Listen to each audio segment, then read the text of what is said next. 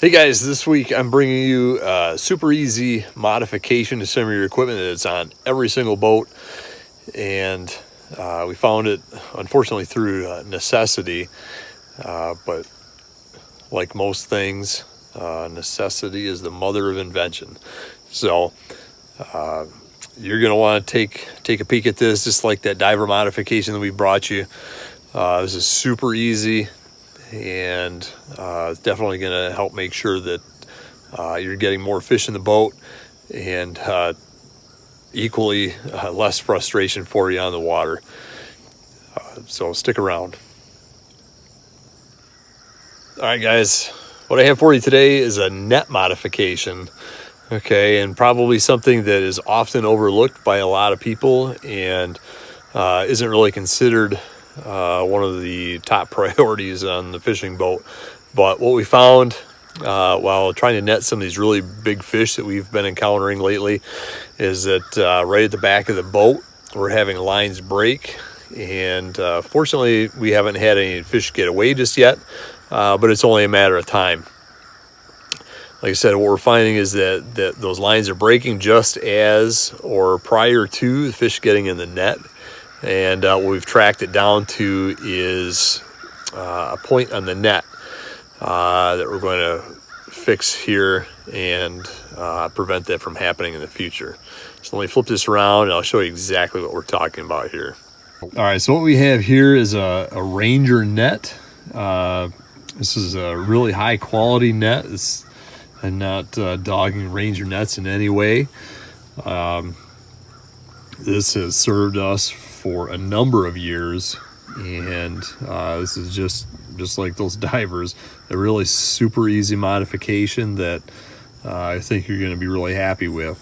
Like I said, nothing wrong with the net itself, but what we're finding here, maybe you can see it already, there's some sharp edges here that's nicking that line just enough that when we start trying to net those fish, that line is breaking and potentially you're going to run into losing fish, and we don't want that. So we're trying to eliminate as many possibilities as we can to losing those fish. And as you can see right here, that normally this comes with a plastic cap over the top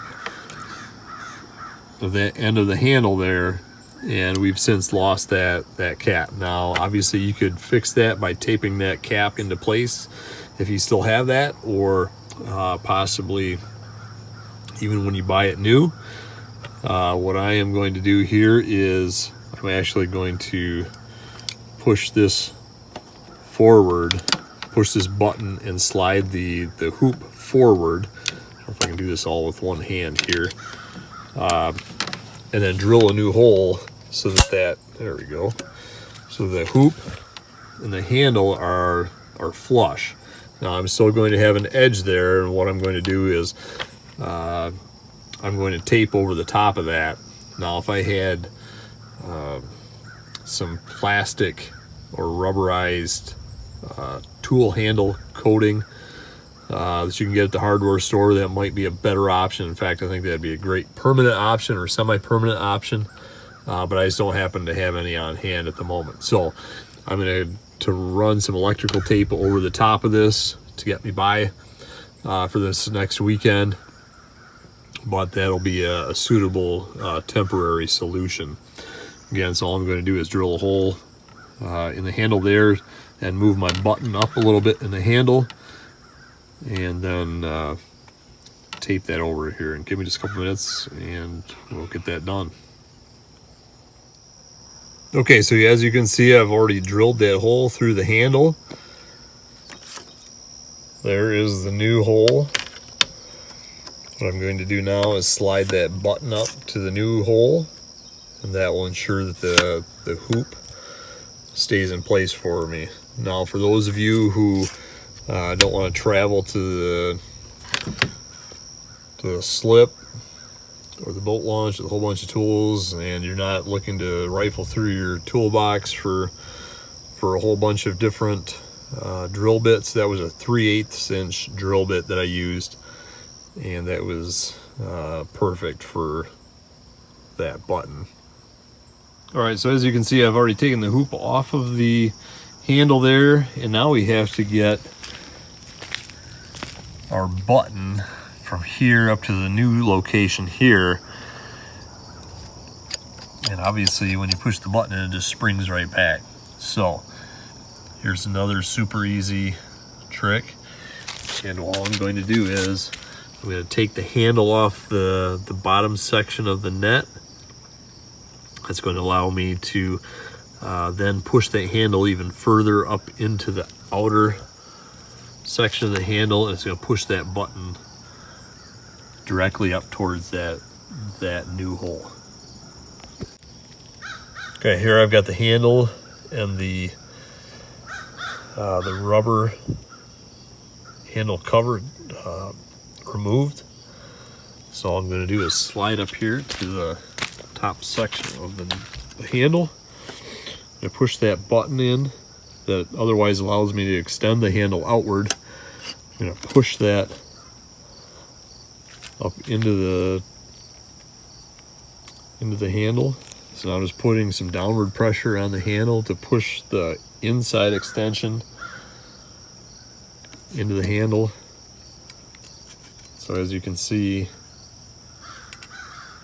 the inside portion of the handle is not extending up. Okay, so that's the button. It's now pushing downward on the handle. So it's going to push the button up to the next hole. There it is. That's my new hole. The button's been pushed up into that hole without the use of any tools. Now we're going to put that rubber handle on the bottom section of the net. Then we can reattach our hoop. Okay, here we are reassembled. I've attached the rubber handle back to the inside section of the net handle. That's now locked into place. As you can see in the original hole, the button spring is now showing through that hole. It's just a shiny piece of metal that's been folded in half and is inside the handle there, providing that spring tension. And the button is now extended out from that new hole. We'll get the hoop on and we'll show you what this looks like. All right, there it is, guys. You can see that the handle is now down inside of the hoop, and you can see the distance here that we went in the hoop here. It's maybe an inch from where we started. Okay, and like I said, you can see that spring sticking through the old hole in the handle. It's that silver color there.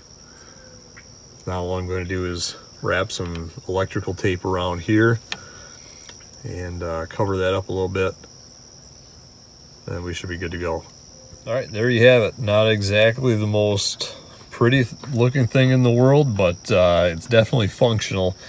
And like I mentioned, that plastic or rubberized tool handle coating would be a much better option. I don't necessarily have any on hand at the moment. This will certainly work for our upcoming fishing trip.